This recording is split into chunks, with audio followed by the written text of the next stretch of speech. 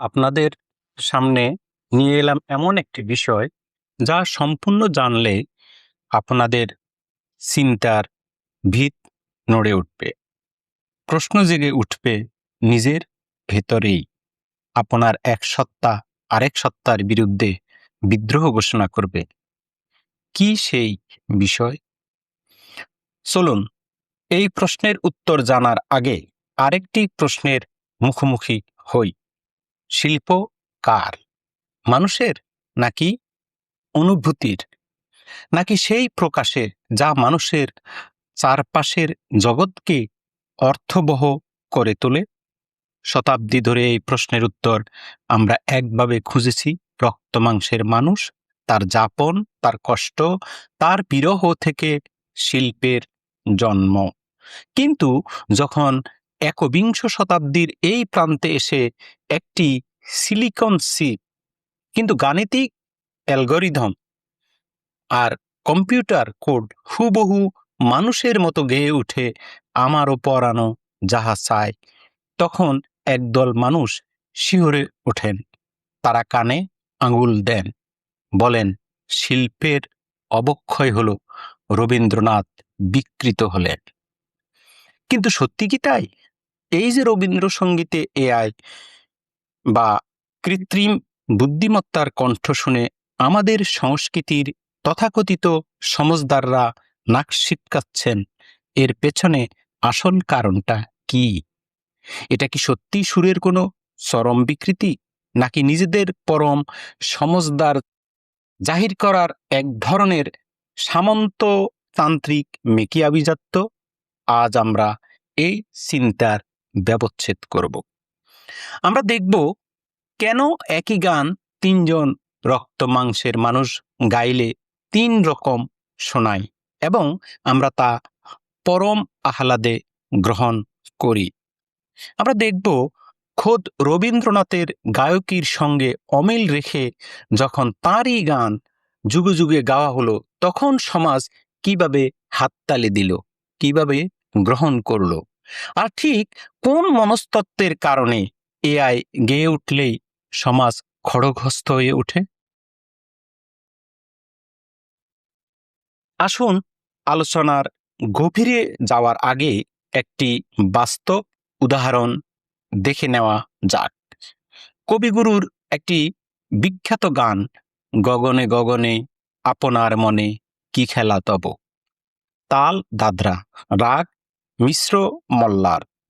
এই একই গান, একই সুর, একই তাল ও লয়ে গেয়েছেন তিন প্রজন্মের তিনজন দিকপাল শিল্পী: পঙ্কজ কুমার মল্লিক, হেমন্ত মুখোপাধ্যায় এবং পীযূষ কান্তি সরকার। তিনজনের কণ্ঠে গানটি তিন রকম শোনায়। কিন্তু কেন? আপনাদের অনুরোধ করব ধারাবাহিকভাবে এই তিনটি গান তিনজন শিল্পীর কণ্ঠে শুনুন। ডেসক্রিপশনে তিনটি গানের লিঙ্ক দেওয়া থাকবে। প্রথমে শুনুন পঙ্কজ কুমার মল্লিকের কণ্ঠ। দেখবেন তার গায়কী রবীন্দ্রসঙ্গীতে সেই আদি ও ধ্রুপদী যুগের, যা থিয়েটিক্যাল এবং একই সঙ্গে ভীষণ রাজকীয় ও গম্ভীর। তার কণ্ঠ অসম্ভব রকমের ভারী দরাজ, যাকে আমরা বলি ব্যারিটোন। উচ্চারণের স্পষ্টতা ও শব্দের উপর তাঁর নিয়ন্ত্রণ ছিল নিখুঁত। তিনি যখন গাইছেন গগনে গগনে, তাঁর কণ্ঠের প্রক্ষেপণে মনে হয় যেন মেঘের গর্জন, প্রকৃতির বিশালতা সরাসরি চারপাশের দেয়ালে ধাক্কা খাচ্ছে। পিয়ানো, অর্গান আর ধ্রুপদী বাদ্যযন্ত্রের পরিমিত ব্যবহার তার এই রাজকীয় আভিজাত্যকে ধরে রেখেছে। এখানে কোনো লৌকিক চপলতা নেই, আছে এক তীব্র আধ্যাত্মিক গাম্ভীর্য। এবার এখান থেকে সোজা চলে আসুন হেমন্ত মুখোপাধ্যায়ের কাছে। হেমন্তের কণ্ঠের প্রধান বৈশিষ্ট্যই হল তাঁর মখমলের মতো মসৃণ এবং অদ্ভুত অলৌকিক গভীর গলার ধরন।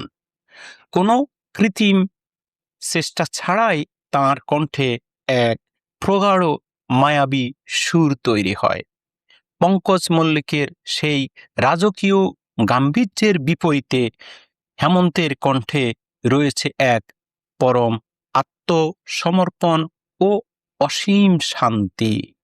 তিনি প্রকৃতির এই খেলার সামনে দাঁড়িয়ে এক ধরনের চমৎকার বিস্ময় ও মুগ্ধতা প্রকাশ করছেন অত্যন্ত সহজভাবে।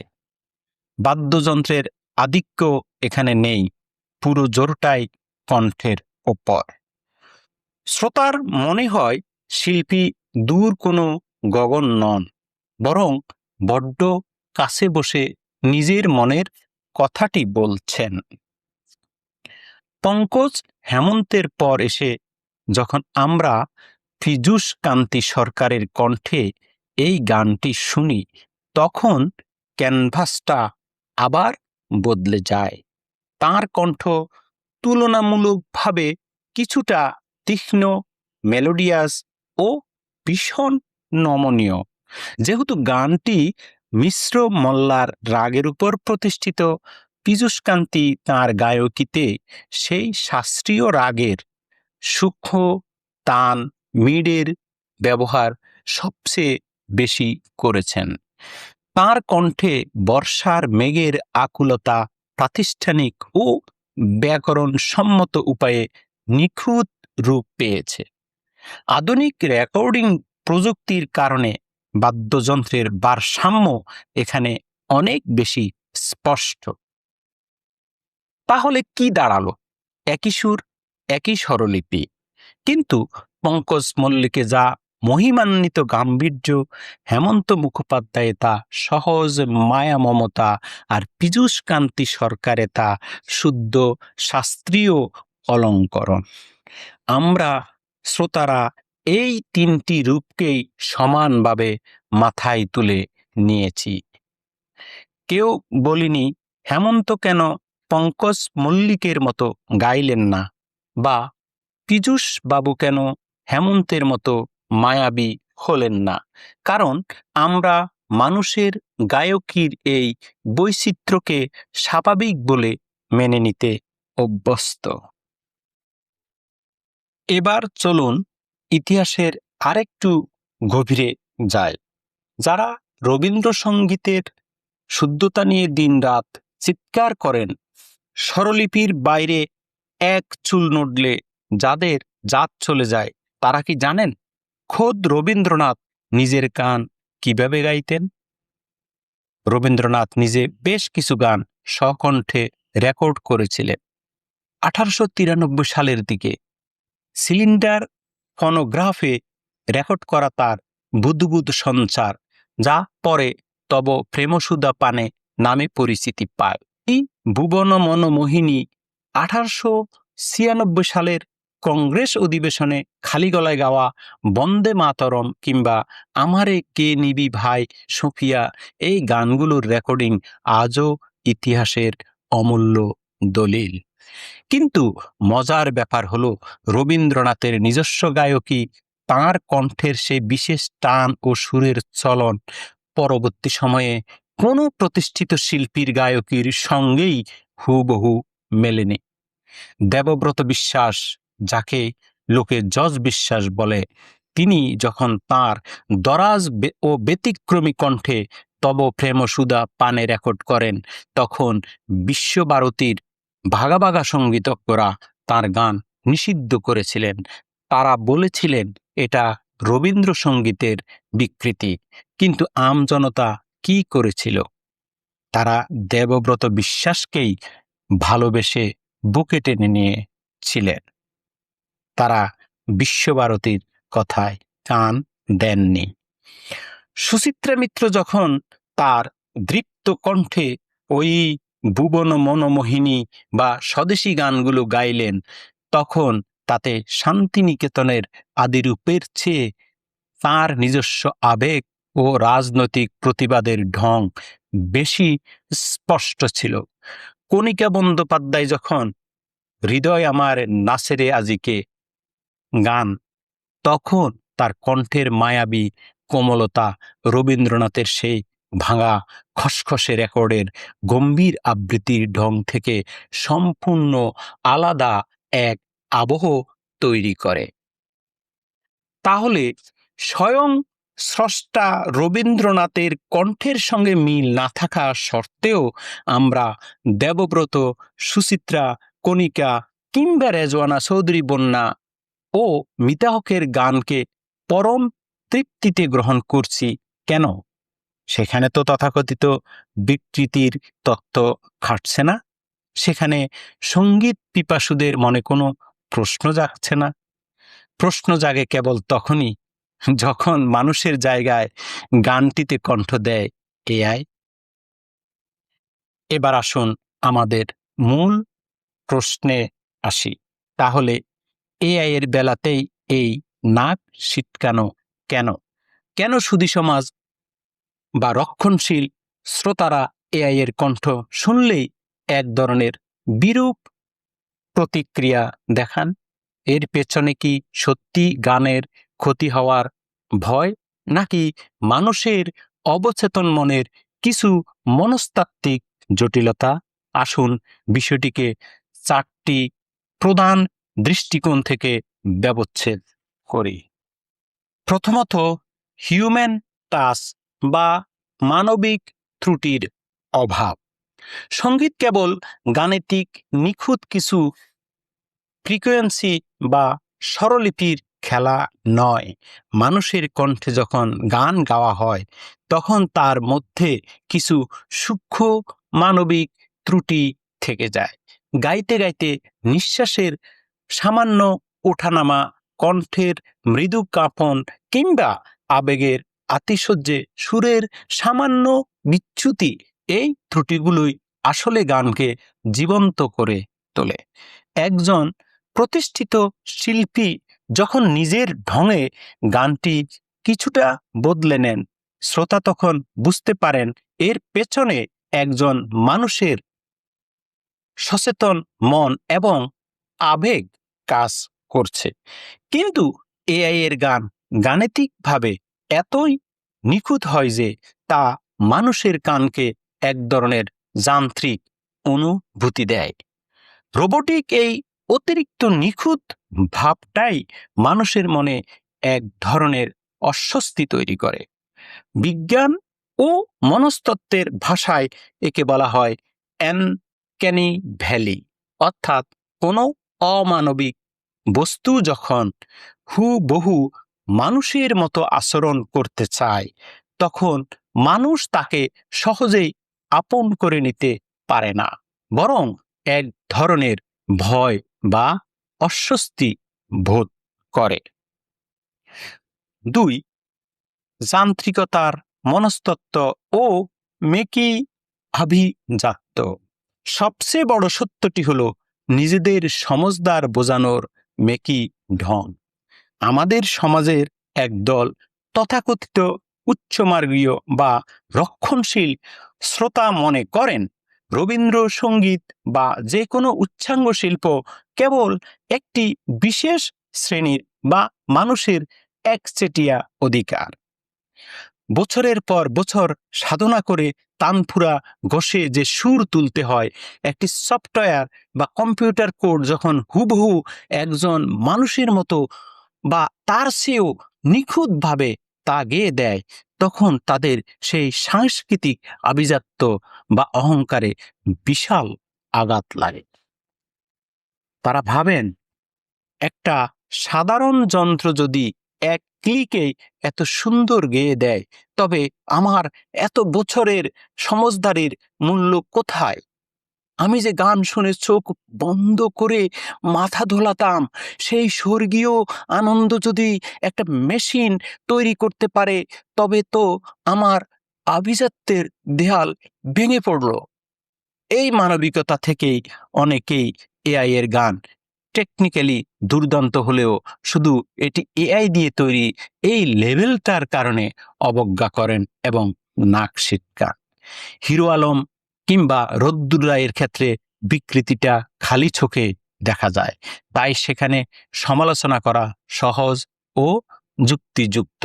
কিন্তু এআই যখন সুন্দর ও নিখুঁতভাবে গায়, তখন তার বিরুদ্ধে দাঁড়ানোর জন্য এই সমজদাররা সংস্কৃতির শুদ্ধতা বা আবেগের অভাবকে ঢাল হিসেবে ব্যবহার করেন। এটি আসলে শিল্পের প্রতি ভালোবাসা নয়, বরং নিজের মেকি আভিজাত্য দেখানোর ব্যর্থ প্রয়াস, আকুল প্রচেষ্টা, অভিজ্ঞতা ও যাপনের অভাব। আমরা যখন হেমন্ত মুখোপাধ্যায় বা পঙ্কজ মল্লিকের গান শুনি, আমরা কেবল সুর শুনি না, আমরা অবচেতনে তাদের জীবন, তাদের সাধনা, তাদের যুগের ইতিহাস এবং মানুষের যাপনের গল্পটাকেও অনুভব করি। একটি গান সৃষ্টির পেছনে যে মানুষের রক্ত মাংসের আবেগ, রাত জাগা বা বিরহের ইতিহাস থাকে, আমরা বিশ্বাস করি এআই এর ক্ষেত্রে তা নেই। এআই এর কোনো জীবন নেই, কোনো স্মৃতি নেই। শ্রোতা যখন আগে থেকেই জানেন যে এই গানটি কোনো অনুভূতির মধ্য দিয়ে না গিয়ে কেবল কিছু ডেটা প্রসেস করে তৈরি হয়েছে, তখন অবচেতনভাবেই মনের ভেতর গানের প্রতি একটা কৃত্রিম দূরত্ব তৈরি হয়। অর্থাৎ সমস্যাটা তার কানে নয়, সমস্যাটা তার পূর্ব নির্ধারিত ধারণায় বা মগজেই। তবে কি সত্যি বিকৃতি ঘটে? হ্যাঁ, আমরা যদি প্রযুক্তির প্রাথমিক স্তরের কথা বলি, তবে এআই এর গানে কিছুটা জড়তা, টোনের মধ্যে মেটালিক ভাব এবং সুরের উত্থান পতনের মধ্যে এক ধরনের যান্ত্রিক ছেদ দেখা যায়।